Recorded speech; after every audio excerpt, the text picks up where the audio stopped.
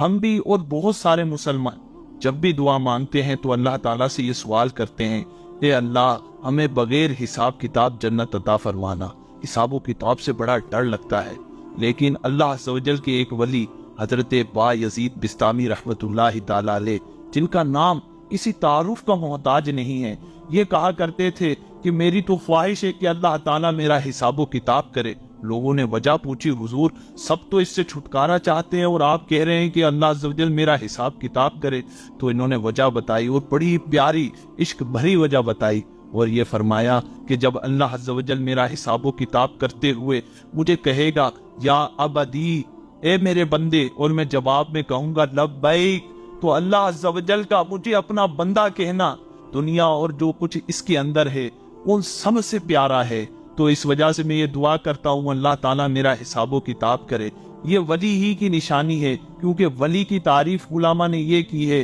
کہ اس کا مشغلہ، اس کی کل دنیا اللہ ہو، اللہ کے علاوہ کسی چیز سے اس کو کوئی سروکار نہ ہو۔ کہ قرآن مجید میں ہے نا کہ جب اللہ عز و جل کا کوئی ولی بن جاتا ہے تو پھر اسے کسی چیز کا خوف نہیں رہتا، چاہے وہ حساب و کتاب ہو، اور کسی چیز کا غم نہیں رہتا کہ اللہ عز و جل اس کے معاملے میں کیا فیصلہ فرماتا ہے، کیونکہ ان کی محبت کا محور صرف ایک ہی ہے، وہ ہے اللہ